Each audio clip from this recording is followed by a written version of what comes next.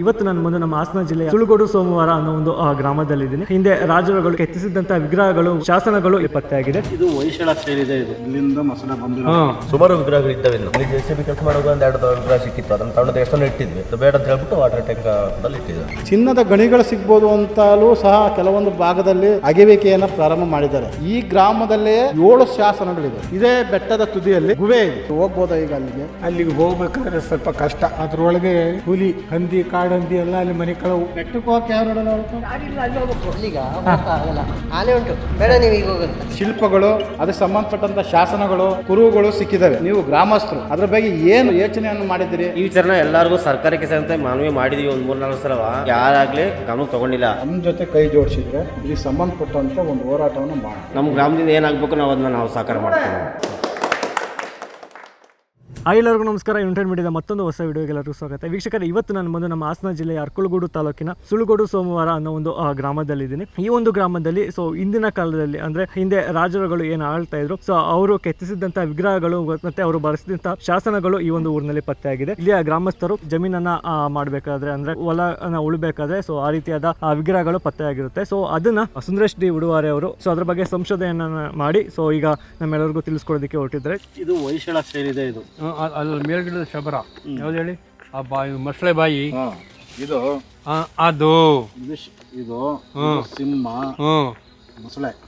ಮಸಳೆ ಇಲ್ಲಿಂದ ಮೊಸಳೆ ಬಂದಿರೋ. ಹಾಗೆ ವೀಕ್ಷಕರೇ, ನಿಮ್ಮಲ್ಲಿ ಇನ್ನೊಂದು ಕಳಕಳಿ ಏನಂದರೆ, ನೀವು ಆದಷ್ಟು ಈ ಒಂದು ವಿಡಿಯೋವನ್ನು ಎಲ್ಲರಿಗೂ ಶೇರ್ ಮಾಡಬೇಕಾಗಿದೆ. ಯಾಕಂದರೆ ಈ ಒಂದು ವಿಡಿಯೋ ಈ ಆರ್ಕಿಯಾಲಜಿಕಲ್ ಡಿಪಾರ್ಟ್ಮೆಂಟ್ ಅವರಿಗೆ ಮತ್ತು ಅಧಿಕಾರಿಗಳಿಗೆ ತಲುಪಬೇಕಾಗಿದೆ. ತಲುಪಿ ಅವರು ಇದನ್ನು ಸಂರಕ್ಷಣೆಯನ್ನು ಮಾಡಬೇಕು. ಆ ಒಂದು ಕಾರಣದಿಂದ ನಿಮ್ಮ ಹತ್ರ ಶೇರ್ ಮಾಡಿ ಅಂತ ಕೇಳ್ಕೊಳ್ತಾ ಇವತ್ತಿನ ಒಂದು ವಿಡಿಯೋನ ಕಂಟಿನ್ಯೂ ಮಾಡೋಣ. ನಮಸ್ತೆ ಸರ್. ನಮ್ಮ ಭಾರತ ದೇಶದಲ್ಲಿ ಮೊದಲಿನಿಂದಲೂ ಜೈನ ಧರ್ಮದ ಬಗ್ಗೆ ವಿಚಾರಗಳನ್ನ ಕೇಳ್ತಾ ಬಂದಿದ್ದೀವಿ. ಅದರಲ್ಲಿ 2 ವಿಧಗಳನ್ನು ನಾವು ನೋಡಿದ್ದೀವಿ. ಒಂದು ಶ್ವೇತಾಂಬರ, ಇನ್ನೊಂದು ದಿಗಂಬರ ಅಂತ. ಇಲ್ಲಿ ಶ್ವೇತಾಂಬರರು ಅಂದರೆ ಬಿಳಿ ಬಟ್ಟೆಯನ್ನು, ವಸ್ತ್ರವನ್ನು ಧರಿಸೋ ಅಂಥವ್ರನ್ನ ನಾವು ಶ್ವೇತಾಂಬರ ಜೈನ ಮುನಿಗಳು ಅಂತಲೂ, ಬಟ್ಟೆಯನ್ನು ಧರಿಸ್ತೇ ಇರೋ ಅಂಥವ್ರನ್ನ ನಾವು ದಿಗಂಬರರು ಅಂತ ಕರೆದಿದ್ದೀವಿ. ಆದರೆ ಶ್ವೇತಾಂಬರು ಮತ್ತು ದಿಗಂಬರರಲ್ಲಿ ಬಿಟ್ಟು ಇನ್ನೊಂದು ಪಂಗಡ ಇತ್ತು ಜೈನ ಧರ್ಮದಲ್ಲಿ ಅನ್ನೋದಕ್ಕೆ ಸಾಕ್ಷಿ ನಮ್ಮ ಸುಳುಗೋಡು ಸೋಮವಾರ. ಯಾಕೆ ಈ ಸುಳುಗೋಡು ಸೋಮವಾರದಲ್ಲಿ ಇನ್ನೊಂದು ಪಂಗಡ ಹೇಗೆ ಪತ್ತೆ ಆಯಿತು ಅನ್ನೋದಕ್ಕೆ ಹಲವು ಸಾಕ್ಷ್ಯಗಳು, ಆಧಾರಗಳು, ಶಾಸನಗಳು ಮತ್ತು ಶಿಲ್ಪಗಳು, ಕುರುಹುಗಳು ಸಿಕ್ಕಿದ್ದಾವೆ ನಮಗೆ. ಬನ್ನಿ ಇಲ್ಲಿ ತೋರಿಸ್ತೀವಿ. ನಮಗೆ ಸಿಕ್ಕಂಥ ಆಧಾರಗಳ ಮೇಲೆ ಇತಿಹಾಸವನ್ನು ತಿಳಿದವನು ಇತಿಹಾಸದ ಬಗ್ಗೆ ಹೇಳ್ಬೋದು. ಹಾಗೆ ಯಾವುದೋ ಒಂದು ಇತಿಹಾಸವನ್ನು ನಾವು ಸಂಶೋಧನಾತ್ಮಕವಾಗಿ ಹೇಳಬೇಕು ಅಂದರೆ ಅದಕ್ಕೆ ಪೂರಕವಾದಂತಹ ಶಾಸನಗಳ ಆಧಾರ ಇರಬೇಕು, ಇಲ್ಲಾಂದರೆ ಕುರುಹುಗಳು ಇರಬೇಕು, ಇಲ್ಲಾಂದರೆ ಹಿರಿಯರ ಜನಪದರ ಒಂದು ಸಂಗ್ರಹ ಇರಬೇಕು. ಹಾಗಾಗಿ ನಾವು ಈ ಸುಳುಗೋಡು ಸೋಮವಾರದಲ್ಲಿ ಒಂದು ಐತಿಹ್ಯವನ್ನು ನಾವು ಸಂಶೋಧನಾತ್ಮಕವಾಗಿ ನೋಡಿದಾಗ ನೋಡಿ, ಇಲ್ಲಿ ಇದು ಒಂದು ಶಿಲ್ಪ ಇದೆ. ನಾವು ಇದನ್ನು ಯಾವ ಶಿಲ್ಪ ಅಂತ ನಾವು ಪತ್ತೆ ಮಾಡಬೇಕು ಅಂತ ಅಂದರೆ, ನಮ್ಮ ಭಾರತದಲ್ಲಿ 3ನೇ ಶತಮಾನದಲ್ಲಿ ಭೀಕರ ಬರಗಾಲ ಸಂಭವಿಸಿದಂಥ ಸಂದರ್ಭದಲ್ಲಿ ಉತ್ತರ ಭಾರತದಿಂದ ದಕ್ಷಿಣ ಭಾರತಕ್ಕೆ ಜೈನ ಮುನಿಗಳು, ಭದ್ರಭಾವು ಮುನಿಗಳು ಶ್ರಾವಣ ಬೆಳಗೊಳಕ್ಕೆ ಚಂದ್ರಗುಪ್ತರೊಡನೆ ಬಂದರು ಅನ್ನೋದನ್ನು ನಾವು ಶ್ರಾವಣ ಬೆಳಗೊಳದ 8ನೇ ಶತಮಾನದ ಶಾಸನದಲ್ಲಿ ನಾವು ತಿಳ್ಕೊಂಡಿದ್ದೀವಿ. ಅಂತಹ ಸಂದರ್ಭದಲ್ಲಿ, ಭೀಕರ ಬರಗಾಲದಂತಹ ಸಂದರ್ಭದಲ್ಲಿ ಭಿಕ್ಷಾಟನೆ ಮಾಡೋದಕ್ಕೆ ಆ ಸಂದರ್ಭದಲ್ಲಿ ಜೈನ ಮುನಿಗಳು ಜನಸಮೂಹ ಕಡೆ ಹೋಗ್ಬೇಕಾದ್ರೆ ಅವರು ಮಾನ ಮುಚ್ಚಕ್ಕೋಸ್ಕರ ಕೆಲವು ಕಪ್ಪಡ ಅಂದರೆ ಅರ್ಧ ಬಟ್ಟೆ ಧರಿಸೋ ಅಂಥ ಒಂದು ಪದ್ಧತಿಯನ್ನು ರೂಢಿ ಮಾಡಿಕೊಂಡು ಅವರು ಭಿಕ್ಷಾಟನೆಗೆ ಹೊರಟರು. ಅರ್ಧ ಬಟ್ಟೆ ಮಾನ ಮುಚ್ಚಿಕೊಂಡು ಅವರು ಭಿಕ್ಷಾಟನೆ ಮಾಡೋಕ್ಕೆ ಹೋಗೋ ಅಂಥ ಸಂದರ್ಭದಲ್ಲಿ ಒಂದು ಉಂಟಾದಂಥ ಒಂದು ಪಂಗಡ, ಅದು ಯಾಪನೀಯರ ಪಂಗಡ ಅಂತ. ಅವರು ಇತ್ತಗೆ ದಿಗಂಬರ ಪಂಗಡನೂ ಸೇರೋದಿಲ್ಲ, ಇತ್ತಗೆ ಶ್ವೇತಾಂಬರರ ಪಂಗಡನೂ ಸೇರೋದಿಲ್ಲ. ಅವ್ರದ್ದೇ ಒಂದು ಪಂಗಡ ಪ್ರಾರಂಭ ಆಗುತ್ತೆ. ತದನಂತರ ಅದು ಮುಂದುವರಿಯುತ್ತೆ.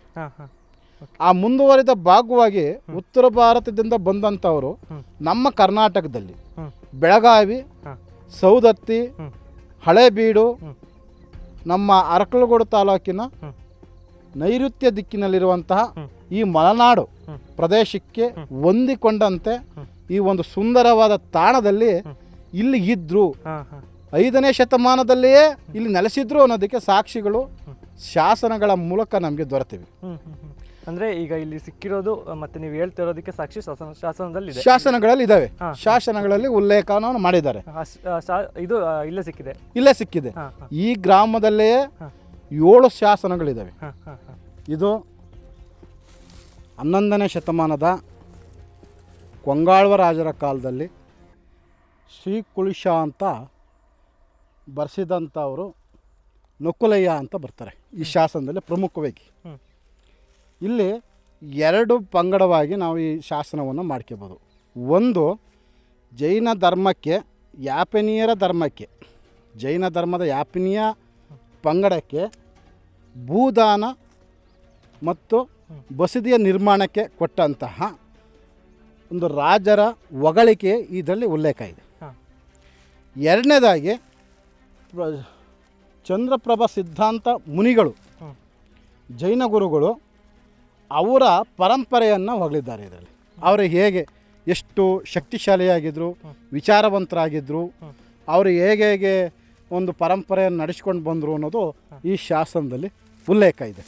ಇಲ್ಲಿ ಗಜಧರ, ಭೂಧರ, ಕಲುಷಧರ ಈ ಥರ ಎಲ್ಲ ಪದಗಳನ್ನು ಇಲ್ಲಿ ಉಪಯೋಗಿಸಿದ್ದಾರೆ. ಗಜ ಆನೆಯ ಬಲವುಳ್ಳ ಅಂಥವರು, ಸಾಕಷ್ಟು ವಿಚಾರವಂತರು, ಜ್ಞಾನವಂತರು, ಒಂದು ರಾಜ್ಯವನ್ನು ಹೇಗೆ ನಡೆಸಬೇಕು ಅನ್ನೋ ಒಂದು ವಿಚಾರನ ಅವರು ಅಷ್ಟೊಂದು ಬುದ್ಧಿವಂತರಾಗಿದ್ದರು, ಜಾಣರಾಗಿದ್ದರು. ತಮ್ಮ ಧರ್ಮವನ್ನು ಪರಂಪರೆಯನ್ನು ಉಳಿಸಿಕೊಂಡು ಬರೋದರಲ್ಲಿ ಅವರು ಯಶಸ್ವಿಯಾಗಿದ್ದರು. ಹಿಂದಿನ ಜೈನ ಗುರುಗಳನ್ನು ಅವರು ನೆನೆದಿರೋದಂಥದ್ದು, ಅವರ ಶಿಲ್ಪಗಳನ್ನು ಕೆತ್ತೋ ಅಂಥದ್ದು, ದೇವಸ್ಥಾನಗಳಲ್ಲಿ ಅವರ ಹೆಸರುಗಳನ್ನು ಇಡೋ ಅಂಥದ್ದು, ಬಸದಿಗಳನ್ನು ನಿರ್ಮಾಣ ಮಾಡೋ ಅಂಥದ್ದು, ಈ ಎಲ್ಲ ವಿಚಾರಗಳು ಈ ಶಾಸನದಲ್ಲಿ ಉಲ್ಲೇಖ ಇದೆ. ಹಾಗೆ ಇಲ್ಲಿ ಇವು ನಮಗೆ ಹೊಯ್ಸಳರ ಕಾಲದ ಕಲಾ ವಾಸ್ತುಶಿಲ್ಪದ ಬಗ್ಗೆ ಮಾಹಿತಿಯನ್ನು ಕೊಡ್ತವೆ. ಕೊಂಗಾಳವರು ಯಾವಾಗ ಹೊಯ್ಸಳ ಸಾಮ್ರಾಜ್ಯದವರು ಪ್ರಬುದ್ಧಮಾನಕ್ಕೆ ಬಂದು ಹೊಯ್ಸಳರಿಗೆ ಶರಣಾಗ್ತಾರೆ, ಆ ನಂತರ ಇವರು ಹೊಯ್ಸಳರ ಅಧೀನಕ್ಕೆ ಹೋಗ್ತಾರೆ. ಹೊಯ್ಸಳರ ಆಳ್ವಿಕೆ ಮುಂದುವರೆದಾಗ ಅವರ ಕಲಾಕೃತಿ ವಾಸ್ತುಶಿಲ್ಪಕ್ಕೆ ಸಾಕ್ಷಿಯಾಗಿ ಇಲ್ಲಿ ದೊರೆತಿರುವಂಥ ಈ ಶಿಲ್ಪಗಳೇ ಸಾಕ್ಷಿಯಾಗಿ. ಹಾಗಾಗಿ ನೋಡಿ, ಇಲ್ಲಿ ಹೊಯ್ಸಳರ ಕಾಲದ ಅವರ ಒಂದು ಇಲ್ಲಿ ಆನೆ ಇದೆ, ಆನೆಯ ಮೇಲೆ ಸಿಂಹ ಇದೆ, ಸಿಂಹದ ಮೇಲೆ ಮೊಸಳೆ ಇದೆ. ಇವು ಜೈನ ಧರ್ಮದಲ್ಲಿ ಅಳವಡಿಸ್ಕೊಂಡಿದ್ದಂಥ ಹೊಯ್ಸಳ ಸಾಮ್ರಾಜ್ಯದವರು ಸಹ ಜೈನ ಧರ್ಮವನ್ನು ಅಳವಡಿಸ್ಕೊಂಡಿರ್ತಾರೆ, ರಾಜಧರ್ಮವನ್ನಾಗಿ ಮಾಡ್ಕೊಂಡಿರ್ತಾರೆ. ಅವರ ವಾಸ್ತುಶಿಲ್ಪಿಯಲ್ಲಿ ಇಲ್ಲಿ ಕಾಣಿಸಿರೋ ಅಂಥದ್ದು ನಮಗೆ ಇದು ಹೊಯ್ಸಳರ ಕಾಲದ ಶಿಲ್ಪಗಳು ಇವು ಅನ್ನೋದು ಕಂಡುಬರುತ್ತೆ. ಇವರು ರಾಜರಿಗೆ ಸೇವಕಿಯರಾಗಿದ್ದರೇನೋ ಅನ್ನೋ ರೀತಿ ಈ ಚಿತ್ರಗಳು ತೋರಿಸ್ತಾ ಇದ್ದಾವೆ. ಯಾಕೆಂದರೆ ಅವರಿಗೆ ಗಾಳಿ ಬೀಸಬೇಕಾದ್ರೆ ಚಾವಲಿಗಳನ್ನ ಮಾಡ್ಕೊಂಡಿರೋ ಅಂಥದ್ದು, ಅವರಿಗೆ ಪುಷ್ಪಗಳನ್ನು ಹಣ್ಣುಗಳನ್ನು ಅರ್ಪಿಸುವಂಥದ್ದು, ಅವರ ಒಂದು ಸೇವಕಿಯರಾಗಿದ್ದರು ಎಂಬುದಾಗಿ ಇವು ಚಾವಲಿ ಹಿಡಿದಿರೋದ್ರಿಂದ ನಮಗೆ ಅದು ತಿಳಿಸುತ್ತೆ. ಹಾಗೆ ಇವು ನಾವು ಗೋಪುರಗಳ ಮೇಲೆ ಸ್ತಂಭನವಾಗಿ ನೆಡ್ತಾ ಇದ್ವಲ್ಲ, ಆ ಲಾಂಛನ, ಆ ಗುರುತನ್ನು ನಮಗೆ ಇದು ತೋರಿಸುತ್ತೆ ಹೊಯ್ಸಳ ಸಾಮ್ರಾಜ್ಯದ್ದು. ಇದು ಕೊಂಗಾಳ್ವ ರಾಜರ ಕಾಲದಲ್ಲಿ ಯಾಪನೀಯರ ಧರ್ಮ ಇತ್ತು, ಜೈನ ಮುನಿಗಳು ಇಲ್ಲಿ ನೆಲೆಸಿದ್ರು. ಜೈನರು ಇಲ್ಲಿ ರಾಜಧರ್ಮವನ್ನಾಗಿ ಮಾಡಿದಂಥ ರಾಜರಿಗೆ ಆಶ್ರಯವನ್ನು ನೀಡುವುದರ ಮುಖಾಂತರ ಇವರು ಆಳ್ವಿಕೆಗೆ ಒಂದು ಮಾರ್ಗದರ್ಶನ ನೀಡ್ತಿದ್ರು ಅನ್ನೋದನ್ನು ತಿಳಿಸುತ್ತೆ. ಇದು ನಮ್ಮ ಅರಕಲಗೂಡು ಭಾಗದಲ್ಲಿ ಸಿಕ್ಕಿರೋಂಥದ್ದು ನಮ್ಮ ಪುಣ್ಯ. ಈ ಶಾಸನಗಳನ್ನು ಮತ್ತು ಈ ಶಿಲ್ಪಗಳನ್ನು, ಈ ವಿಗ್ರಹಗಳನ್ನು ಸರ್ಕಾರ, ಕರ್ನಾಟಕ ಸರ್ಕಾರ ಎಚ್ಚೆತ್ತುಕೊಂಡು ಇವುಗಳಿಗೆ ಏನಾದರೂ ಒಂದು ಸಂಗ್ರಹ ಮಾಡೋದಕ್ಕೆ ಒಂದು ವಸ್ತು ಸಂಗ್ರಹಾಲಯ ರೀತಿಯಲ್ಲಿ ಇಲ್ಲೊಂದು ಕಟ್ಟಡನೋ ಬೇರೆ ಏನಾದರೂ ಒಂದು ನಿರ್ಮಿಸಿ ಇವನ್ನ ಸುರಕ್ಷಿತವಾಗಿ ಇಡೋ ರೀತಿಯಲ್ಲಿ ಮಾಡಬೇಕಾದ ಜವಾಬ್ದಾರಿ ಸರ್ಕಾರದಿದೆ. ಹಾಗೆ ಇಲ್ಲಿ ನಾವು ಪ್ರಮುಖವಾಗಿ ಇಂಥ ಶಿಲ್ಪಗಳನ್ನು ಉತ್ಖನನ ಮಾಡೋಕ್ಕೆ ಹೋದರೆ ಇಲ್ಲಿ ನೂರಾರು ಸಿಗ್ಬೋದು. ಸುಮಾರು ವಿಗ್ರಹಗಳು ಇದ್ದಾವೆ ಇನ್ನು ನಮ್ಮ ದೇವಸ್ಥಾನದಲ್ಲಿ ಸಿಕ್ಕಿದ್ದೇವೆ. ಅದು ಪುನಃ ಅಲ್ಲಿ ವಾಟರ್ ಟ್ಯಾಂಕ್ ಇದ್ರೆ ಅಲ್ಲೊಂದು ಅದ್ರ ಬುಡದಲ್ಲಿ ಇಟ್ಟಿದ್ದೀವಿ, ನಾವಿಟ್ಟಿದ್ದೆಲ್ಲ. ಮೀನು ಬಾಕಿದ ಆ ರೀತಿ ಎಲ್ಲೆಲ್ಲಿ ಇಟ್ಟಿದ್ದೀರಿ? ಇಲ್ಲ ಸರ್, ಅಲ್ಲಿ ಇಟ್ಟಿರೋದು ಅಷ್ಟೇ. ಇಲ್ಲಿ JCB ಕೆಲಸ ಮಾಡುವಾಗ ಒಂದು 2 ವಿಗ್ರಹ ಸಿಕ್ಕಿತ್ತು, ಅದನ್ನು ತಗೊಂಡು ದೇವಸ್ಥಾನ ಇಟ್ಟಿದ್ವಿ. ಮತ್ತೆ ಕಳಸತಿ ಪೂಜೆಯಲ್ಲಿ ಅದು ಬೇಡ ಅಂತ ಹೇಳ್ಬಿಟ್ಟು ವಾಟರ್ ಟ್ಯಾಂಕ್ ಕೂಡ ಇಟ್ಟಿದ್ವಿ. ಇಲ್ಲಿ ಬಸವೇಶ್ವರ ದೇವಸ್ಥಾನ, ಇದು ಕೊಂಗಾಳವರ ಕಾಲದಲ್ಲೇ ಕಟ್ಟಿರೋ ಅಂಥದ್ದು. ನಂತರ ಇಲ್ಲಿ ಇದು ಒಂದು ಬಸವಣ್ಣನ ದೇವಸ್ಥಾನ, ಆವತ್ತಿನ ಕಾಲದ. ಇನ್ನೊಂದು ಕಾಡು ಬಸವಣ್ಣ ದೇವಸ್ಥಾನ ಅಂತ ಇದೆ ಅಲ್ಲಿ ಒಳಗಡೆ. ನೋಡಿ, ಇಲ್ಲಿ ಮಾಚಯ್ಯ ಅಂತ ಅವ್ರ ಜಮೀನಲ್ಲಿ ಸಿಕ್ಕಿರೋ ಅಂಥ ಶಾಸನಗಳು ಇವು. ಓಕೆ, ಯಾವಾಗ ಸರ್ ಸಿಕ್ಕಿರೋದು ಇದೆಲ್ಲ? ಇವು 2005ರಲ್ಲಿ ಸಿಕ್ಕಿರೋ ಅಂಥದ್ದು ಒಂದು ಕಂಡು ಬಂದಿದೆ. ಆದರೆ ಇದು ಕರ್ನಾಟಕ ಎಪಿಗ್ರಫಿ 8ನೇ ಸಂಪುಟದಲ್ಲಿ 133ನೇ ಶಾಸನ. ಅದು ಅದು ಉಲ್ಲೇಖ ಇದೆ. ಕೆಲವು ಶಾಸನಗಳು ಮೊದಲೇ ಸಿಕ್ಕಿದ್ದಾವೆ. ಇನ್ನು ಕೆಲವು ಶಾಸನಗಳು ಈ ಜಮೀನು ಶುಂಠಿ ಹಾಕ್ಬೇಕಾದ್ರೆ 2 ರೇಖೆ ನೇಗ್ಲಲ್ಲಿ ಜೋರಾಗಿ ಆಳವಾಗಿ ಉಳಿಸಿದಾಗ ಕೆಲವು ಈ ಶಿಲ್ಪಗಳು ವಿಗ್ರಹಗಳು ಸಿಕ್ಕಿರೋ ಅಂಥದ್ದಾಗಿದೆ. ಜಮೀನನ್ನು ಏನು ಮಾಡಿದ್ದಾರೆ ಅಂದರೆ ಇವರಿಗೆ ಇಲ್ಲಿ ಮುಂಜೂರು ಆಗ್ಬಿಟ್ಟಿದೆ, ಮುಳುಗಡೆ ಅವರಿಗೆ ಇವರಿಗೆ ಅಂತ. ಅವ್ರು ಏನು ಮಾಡಿದ್ದಾರೆ, ಈ ಜಮೀನನ್ನು ಉತ್ಕೊಂಡಿದ್ದಾರೆ. ಆ ಜಮೀನಲ್ಲಿ ಸಿಕ್ಕಂಥ ಕೆಲವಾರು ಮಾಹಿತಿಗಳನ್ನು ಇವ್ರು ಏನು ಮಾಡಿದ್ದಾರೆ, ಬದುವಿನಲ್ಲಿ ಹಾಕಿ ಮುಚ್ಚಿಬಿಟ್ಟಿದ್ದಾರೆ. ಅದರಿಂದ ಇಂಥ ಅದು ಮಾಹಿತಿಗಳು ನಮಗೆ ಸಿಗಲ್ಲ. ಅದನ್ನೇ ನಾವು ಉತ್ಕಲನವನ್ನು ಮಾಡಿದರೆ ಇನ್ನೂ ಹೆಚ್ಚಿನ ಮಾಹಿತಿ ಈ ಸುಳುಗೋಡು ಸೋಮವಾರದಲ್ಲಿ ನಮ್ಮ ಪ್ರಾಚ್ಯ ವಸ್ತುಗಳ ಇಲಾಖೆಗೆ ಸಿಗುತ್ತೆ ಅಂತಕ್ಕಂಥದ್ದು ನಮ್ಮ ಭಾವನೆ. ಆಮೇಲೆ ಇನ್ನೊಂದು ಇಲ್ಲಿ ಏನಾಗಿದೆ ಅಂದರೆ, ಚಿನ್ನದ ಗಣಿಗಳು ಸಿಗ್ಬೋದು ಅಂತಲೂ ಸಹ ಕೆಲವೊಂದು ಭಾಗದಲ್ಲಿ ಅಗೆವಿಕೆಯನ್ನು ಪ್ರಾರಂಭ ಮಾಡಿದ್ದಾರೆ. ಅಂಥ ಟೈಮಲ್ಲಿ ಕೆಲವೊಂದು ವಿಗ್ರಹಗಳು ಶಿಲ್ಪಗಳು ಸಿಕ್ಕಿರೋದು. ಇವು ಈ ಭೂಗರ್ಭದಲ್ಲಿ ಕೆಲವೊಂದು ಮುಚ್ಚೋಗಿರ್ಬೋದು, ಮುಚ್ಚೋಗಿದೆ. ಯಾಕೆಂದರೆ ಇದು ಕೊಂಗಾಳ ರಾಜರ ಕಾಲದಲ್ಲಿ ಒಂದು ರಾಜಧಾನಿಯಾಗಿತ್ತು ಅಂದರೆ ಅದು ಒಂದು ಪರಿಕಲ್ಪನೆ ಹೇಗಿರುತ್ತೆ. ಅದು ಅದರದೇ ಆದಂಥ ಒಂದು ರಾಜಧಾನಿ ಅಂದರೆ ಅದರದೇ ಆದಂಥ ಒಂದು ಮಹತ್ವ ಇದೆ. ಆರ್ಥಿಕವಾದಂಥ ಒಂದು ವ್ಯಾಪಾರ ಕೇಂದ್ರಗಳಿರ್ಬೋದು, ನಂತರ ಸಂತೆ, ಆ ಕಡೆ ರಾಜರ ಮನೆಗಳು, ಅರಮನೆಗಳು, ಸೈನಿಕರು, ಆನೆದಳ, ಕುದುರೆ ದಳ, ಈ ಥರದ್ದೆಲ್ಲ ನಾವು ಒಂದು ಕಲ್ಪನೆಯನ್ನು ಮಾಡ್ಕೊಂಡು ನೋಡಿದಾಗ ಸಾಕಷ್ಟು ವಿಚಾರಗಳು ಸಿಗ್ತವೆ ನಮಗೆ. ಕೊಡಗಿಗೆ ಬಹಳ ಹತ್ತಿರವಾದದರಿಂದ ಹಾಸನ ಜಿಲ್ಲೆ, ಅದು ಈ ಜಾಗ ಇಲ್ಲಿ ಬಹಳಷ್ಟು. ಆಮೇಲೆ ಇವರ ಆಳ್ವಿಕೆ ಬರೀ ಈ ಭಾಗಕ್ಕೆ ಮಾತ್ರ ಸೀಮಿತವಾದದ್ದಂಥದ್ದಲ್ಲ. ಇದು ಕೊಡಗಿನ ಗಡಿ ಭಾಗದವರೆಗೂ ಇವ್ರ ಆಳ್ವಿಕೆ. ಕೇರಳದವರೆಗೂ ಇವ್ರ ಗಡಿ ಆಳ್ವಿಕೆ ಇದೆ ಇವ್ರದ್ದು. ಇಲ್ಲಿ ನೋಡಿ, ಈ ರೋಡಿಂದ ಆ ಭಾಗ ಕೊಡಗು, ಈ ರೋಡಿಂದ ಈ ಭಾಗ ನಮ್ಮ ಹಾಸನ ಜಿಲ್ಲೆಗೆ ಸೇರುತ್ತೆ. ನಮ್ಮ ಪುಣ್ಯ ಈ ದೇವಸ್ಥಾನ ಪೂಜೆ ಮಾಡೋ ಐನಾರು ಸಹ ನಮ್ಮ ಹಾಸನ ಜಿಲ್ಲೆಗೆ ಸೇರಿದ್ದಾರೆ. ಹಾಗಾಗಿ ಇವ್ರನ್ನೂ ಸಹ ಕೆಲವೊಂದು ಮಾಹಿತಿಗಳನ್ನ ತಿಳಿಯೋಣ ಅಂದ್ಕೊಂಡು ಇವರಿಂದ ಕೇಳಿ ಪಡೆಯೋಣ ಅಂದ್ಕೊಂಡು ಬಂದಿದ್ದೀವಿ. ಗೌಡ್ರೆ, ನಿಮ್ಮ ಹೆಸರು? ನನ್ನ ಹೆಸರು ಶಿವಪ್ಪ, KS ಶಿವಪ್ಪ. ಹಾಂ. ನಾವೆಲ್ಲಿ ಹೆಚ್ಚು ಕಡಿಮೆ 40 ವರ್ಷ 50 ವರ್ಷದಿಂದ ಇಲ್ಲಿ ಪೂಜೆ ಮಾಡ್ಕೊಂಡು ಬದಲಾಗಿ ಏನು ಗೊತ್ತಿಲ್ಲ. ಇಲ್ಲಿ ದೇವಸ್ಥಾನ ಎಲ್ಲ ಕಾಡು ಬೆಳ್ಕೊಂಡು ಕೂತಿತ್ತು. ಇಲ್ಲಿ ಆ ಕಡೆ ಮಡಿಕೇರಿ ಕಡೆ ಕೊಡಗಿನವರು ಬಂದು ಗೌಡ್ಗಳು ಅವರು ಇವರು ಮತ್ತು ಮುಳುಗಡೆ ಅವರು ಇದ್ದರು. ಅವರು ಇತ್ತೀಚೆಗೆ ಈಗ ಒಂದು 30 ವರ್ಷದಿಂದ ಒಳಗೆ ಬಂದವರು ಮುಳುಗಡೆ ಅವರು. ಅವ್ರು ಬರೋಕ್ಕೆ ಮುಂಚೆಗೆ ಇಲ್ಲೆಲ್ಲ ಕಾಡು, ದೇವಸ್ಥಾನವೇ ಕಾಣ್ತೈತಲ್ಲ ಕಣ್ಣಿಗೆ. ಆವಾಗ ನಾವು ದನ ಕರ ಬಿಟ್ಕೊಂಡು ಹೋಗಿ ಮೇಯಿಸುವಾಗ ಒಂಥರ ಕಾಡು, ಇದೇನು ಮುಂಟಿ ಗುಡ್ಡಿ ಅನ್ನೋಂಗೆ ಕಾಣೋದು. ಆಮೇಲೆ ಎಲ್ಲ ಒಂಥರ ಕತ್ತಿ ಹಿಡ್ಕೊಂಡು ಹೋಗಿ ಕಡ್ದು ಸ್ವಲ್ಪ ಕಲ್ಲು ನೇಸಾಗಿ ಇಲ್ಲಿ ಕಂಡು ಆಗ ಎಲ್ಲರೂ ಸೇರಿ ಊರವರು ಈ ಗೌಡ್ರು ಅವರು ಕನ್ನಡಕ್ಕೆ ದೇವಪುರ ಅಂತ ಇದ್ದರು. ಅವರೆಲ್ಲ ಹೋಗಿ ಅಲ್ಲೆಲ್ಲ ದನ ಕರ ಬಿಟ್ಕೊಂಡು ನೋಡುವಾಗ ಕಾಡು ಮೂಡೆಲ್ಲ ಕಡ್ದು ಅದರೊಳಗೆ ಹೋಗೋಕ್ಕೆ ಭಯ ಆಗೋದು. ಹುಲಿ, ಹಂದಿ, ಕಾಡು ಹಂದಿ ಎಲ್ಲ ಅಲ್ಲಿ ಮನೆ ಕಳವು. ಹೆದರಿಕೆ ನಮಗೆ. ಅಂತೂ ನುಗ್ಗಿ ಹೋಗಿ ಮಾಡಿ ಇದೆಲ್ಲ ತೆಗೆದು ಎಲ್ಲ ಸೇರಿಸ್ಕೊಂಡು ಕಾಡೆಲ್ಲ ಕಡ್ದು ಆಮೇಲೆ ಒಂಥರ ಬಯಲು ಮಾಡಿದರು. ಇದೇ ಬೆಟ್ಟದ ತುದಿಯಲ್ಲಿ ಗುಹೆ ಇದೆ. ಆ ಗುಹೆಯಲ್ಲಿ ಅದು ಒಂದು ಅರ್ಧ ಕಿಲೋಮೀಟ್ರು ಇದೆ ಗುಹೆ. ಆ ಕಡೆ ಅದಕ್ಕೆ ತುದಿ ಇದೆ ಅಂತ ಹೇಳಿದ್ದಾರೆ. ಅಲ್ಲಿ ಕಾಡಂದಿಗಳು ಅವು ಇವು ಇರ್ತವೆ, ಗುಹೆ ಒಳಗೆ ಹೋಗೋಕ್ಕಾಗಲ್ಲ ಅಂದರು. ಆದರೂ ಈಗ ನಾವು ಒಂದು ಪ್ರಯತ್ನ ಪಡೋಣ, ಬನ್ನಿ ಹೋಗೋಣ. ಇಲ್ಲಿ ಬೆಟ್ಟಕ್ಕೆ ಹೋಗಕ್ಕೆ ಯಾವ ರೋಡಲ್ಲಿ ಹೋಗ್ಬೇಕು?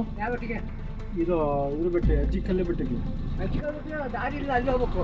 ಅದೇ ತಾನೆ ಹಾಂ ಅಲ್ಲಿಗೆ ಮತ್ತೆ ಗುವೆ ಇದೆಯಲ್ಲ, ಗುಬೆ ಇದೆಯಲ್ಲ ಅದು ಅದೇ ಇದು ಅಲ್ಲಿ ಗುಹೆ ಇದೆಯಲ್ಲ, ಬೆಟ್ಟ ಯಾವುದು? ಅಲ್ಲ, ಗುಹೆ ಇದೆಯಂತಲ್ಲ, ಅಜ್ಜಿ ಬೆಟ್ಟ ಅಂತ ಅಜ್ಜಿ ಬೆಟ್ಟ ಅಂತ. ನಾವು ಹೋಗ್ಬೋದಾ ಅಲ್ಲಿಗೆ? ಅಲ್ಲಿಗ ಹೋಗಕ್ಕಾಗಲ್ಲ, ಅಲ್ಲಿ ನೆಟ್ಕೊಂಡು ಹೋಗ್ಬೋದಾ ಅಂತ? ನಡ್ಕೊಂಡು ಹೋಗ್ಬೋದು. ಏನಾದ್ರು ತೊಂದರೆ ಅಲ್ಲಿ? ಆನೆ ಉಂಟು. ಆನೆ ಇದೆಯಾ? ಬೇಡ, ನೀವು ಈಗ ಹೋಗೋದು. ಸರಿ ಸರಿ.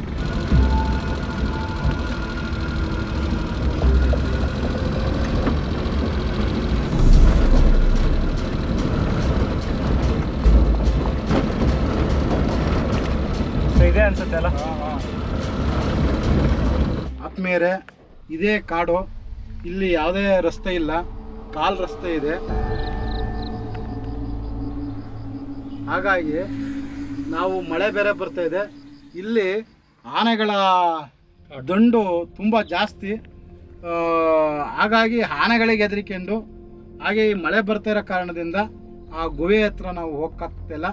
ಅದರ ಸಂಪೂರ್ಣ ಚಿತ್ರಣವನ್ನು, ವಿಚಾರವನ್ನು ನಾವು ನಮ್ಮ ಇದರಲ್ಲಿ ತಿಳಿಸೋವಂಥ ಕೆಲಸವನ್ನು ಮಾಡ್ತೀವಿ. ಅಲ್ಲಿ ಬೆಟ್ಟದಲ್ಲಿ ಇದೆಯಲ್ಲ ಗವಿ, ಆ ಗುಹೆ ಇದೆಯಲ್ಲ, ಅದ್ರ ಕತೆ ಇತಿಹಾಸ ಏನಾರ, ಅದ್ರ ಹಿನ್ನೆಲೆ ಏನಾರ ಗೊತ್ತಾ ನಿಮಗೆ? ಇತಿಹಾಸ ಅಂದರೆ ಕೆಲವು ಹೇಳ್ತಿದ್ರು, ಆ ಊರಿನಲ್ಲಿ ದನ ಕಾಯ್ತಿದ್ರು. ದನ ಕಾಯುವಾಗ ಒಂದು ಮುದುಕಿ ಕಾದು ಒಂದೊಂದು ಕಾಸು ಕೊಡೋದಂತೆ ಎಲ್ಲರೂ ಊರವರು ಆ ಮುದುಕಿಗೆ. ಆ ದುಡ್ಡು ಮಡಿಕೊಳ್ಳೋಕ್ಕೆ ಜಾಗ ಇಲ್ಲ, ಇಲ್ಲಾರು ಕತ್ತು ಬಿಡ್ತಾರೆ ಅಂತೇಳಿ ಆ ಮುದುಕಿ ಬೆಟ್ಟ ಅಂತ ಐತೆ.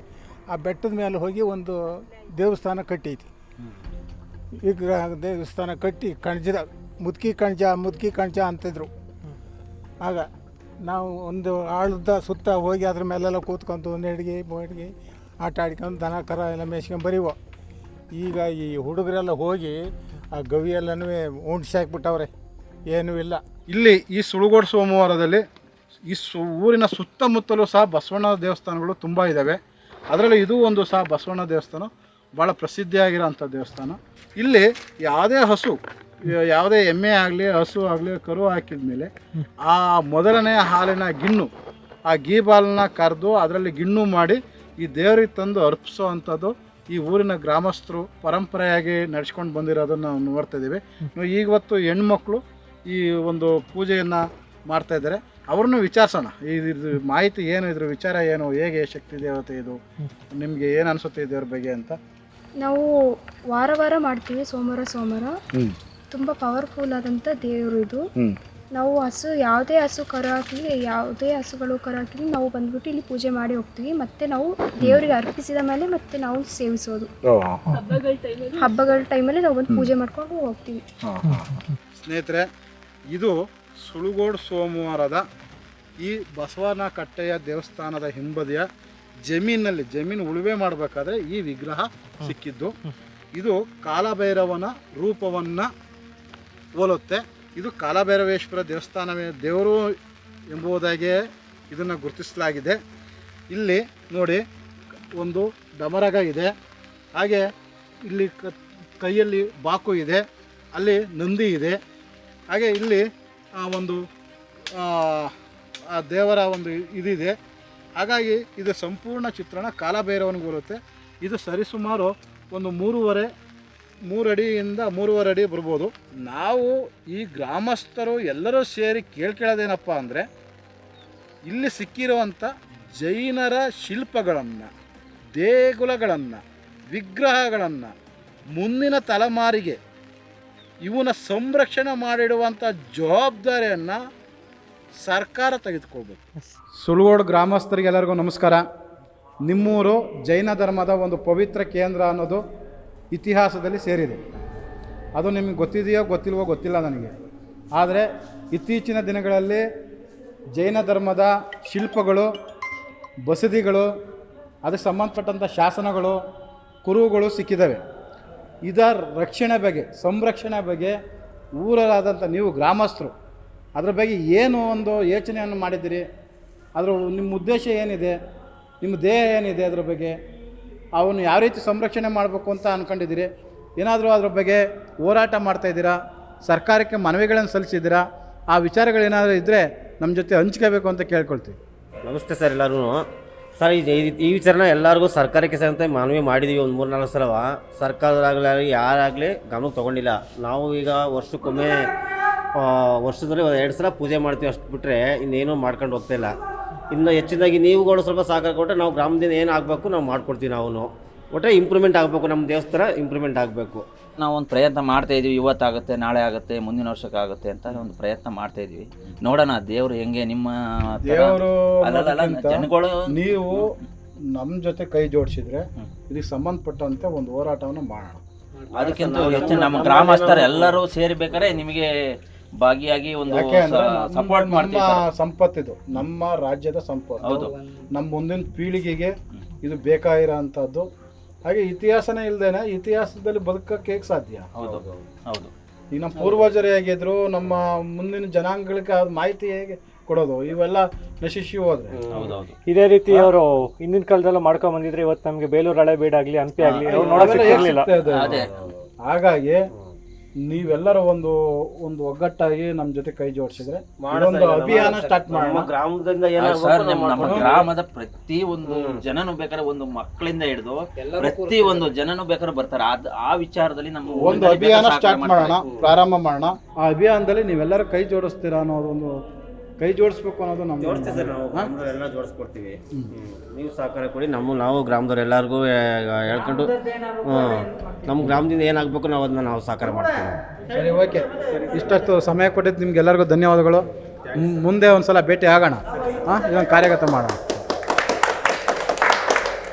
ನನ್ನ ಒಂದು ಈ ಸಂಶೋಧನಾ ಯಾತ್ರೆಯಲ್ಲಿ ನನ್ನ ಜೊತೆಗೂಡಿರುವಂಥ ನಮ್ಮ ಹಾಸನ ಜಿಲ್ಲೆಯ ಹಿರಿಯ ಸಾಹಿತಿಗಳಾದಂಥ ಚೆನ್ನೇಗೌಡರು ಸರ್ ಅವರು ಇವತ್ತು ಅವರ ಎಲ್ಲ ಕೆಲಸ ಕಾರ್ಯಗಳನ್ನು ಬಿಟ್ಟು ನನ್ನ ಜೊತೆ ಬಂದರು. ಇಲ್ಲಿ ಸುಳುಗೋಡು ಸೋಮವಾರದ ಇತಿಹಾಸದ ಬಗ್ಗೆ ನಾನು ಎಪಿಯೋಗ್ರಫಿಯಲ್ಲಿ ಓದಿದ್ದೆ. ಆದರೆ ಇಲ್ಲಿ ನಾನು ಇದನ್ನು ನೋಡಿರಲಿಲ್ಲ. ಆ ಎಪಿಯೋಗ್ರಫಿಯಲ್ಲಿ ನೋಡಿದ ಸಂದರ್ಭದಲ್ಲಿ ಜೈನರು ಈ ಸ್ಥಳವನ್ನು ಭಾಳಷ್ಟು ಅರ್ಥಗರ್ಭಿತವಾಗಿ ಆಳ್ವಿಕೆಯನ್ನು ಮಾಡಿದ್ದರು ಎಂಬತಕ್ಕಂಥದ್ದು ಓದಿದ್ದೆ. ಇವತ್ತು ನಾವು ಅಲ್ಲಿ ಸ್ಥಳೀಯ ಬಂದಾಗ ಶಾಸನಗಳು, ಆ ವಿಗ್ರಹಗಳನ್ನು ನೋಡಿದಾಗ ಜೈನ ಧರ್ಮ ಮತ್ತು ಶೈವ ಧರ್ಮ ಎರಡೂ ಸಹ ಇಲ್ಲಿ ಸಮ್ಮಿಳಿತವಾಗಿ ಆಡಳಿತವನ್ನು ಅಥವಾ ಬದುಕನ್ನು ನಡೆಸಿರ್ತಕ್ಕಂಥದ್ದು ನಮಗೆ ಆ ವಿಗ್ರಹಗಳನ್ನು, ಬಸವಣ್ಣನ ನೋಡಿದಾಗ ನಮಗೆ ಅನಿಸ್ತು ಇಲ್ಲಿ ಭಾಳಷ್ಟು ಇತಿಹಾಸ ಇದೆ. ಆ ಇತಿಹಾಸ ಮುಳುಗಡೆಯವರಿಗೆ ಜಮೀನನ್ನು ಸರ್ಕಾರ ಹಂಚಿದಾಗಿನಿಂದ ಅನೇಕ ಮಾಹಿತಿಗಳು, ಕಲ್ಲಿನ ರೂಪದಂಥ ಶಾಸನಗಳು ಮುಚ್ಚುವಾಗಿದೆ ಎಂಬತಕ್ಕಂಥದ್ದು ನನ್ನ ಅನಿಸಿಕೆ. ಅದನ್ನು ಉತ್ಕಲನವನ್ನು ಮಾಡಿದರೆ ಇನ್ನೂ ಹೆಚ್ಚಿನ ಮಾಹಿತಿ ಈ ಪ್ರದೇಶದಿಂದ ನಮ್ಮ ಕರ್ನಾಟಕ ರಾಜ್ಯಕ್ಕೆ ಮಾತ್ರ ಅಲ್ಲ, ಒಂದು ಇತಿಹಾಸವನ್ನೇ ನಾವು ಇಲ್ಲಿ ಕಂಡುಕೊಳ್ಳಬಹುದು ಅಂತಕ್ಕಂಥ ನನ್ನ ಅನಿಸಿಕೆ. ಇದನ್ನು ಈ ಟಿ ವಿಯವರು ಇದನ್ನು ಮಾಧ್ಯಮದ ಮುಖಾಂತರ ಪ್ರಚಾರವನ್ನು ಮಾಡ್ತಿದ್ದಕ್ಕೆ ಅವ್ರಿಗೂ ಸಹ ನಾನು ಧನ್ಯವಾದಗಳನ್ನು ಅರ್ಪಿಸ್ತೇನೆ. ಅಲ್ಲದೆ ಗೊರೂರ ಉಡುವೆರೆ ಸುಂದರೇಶ್ವರವರು ಇಂತಹ ಅರ್ಕಲಗೂಡು ತಾಲೂಕಿನ ಅನೇಕ ಶಾಸನಗಳನ್ನು, ಮಾಹಿತಿಗಳನ್ನು ಹುಡುಕಿ ಅವನ್ನು ಹೆಕ್ಕಿ ಹೊರತರ್ತಕ್ಕಂಥದ್ದು ಶ್ಲಾಘನೀಯವಾದಂತು ಮತ್ತು ಎವರ್ಗ್ರೀನ್ ಅಂತ ಏನು ಹೇಳ್ತೀವಿ, ಶಾಶ್ವತವಾಗಿ ಉಳಿಯತಕ್ಕಂಥ ಒಂದು ಕೃತಿಯನ್ನು ಇವರಿಂದ ಹೊರಬರಲಿ ಅಂತಕ್ಕಂಥ ನನ್ನ ಆಶಯ. ಎಲ್ಲರಿಗೂ ನಮಸ್ಕಾರ.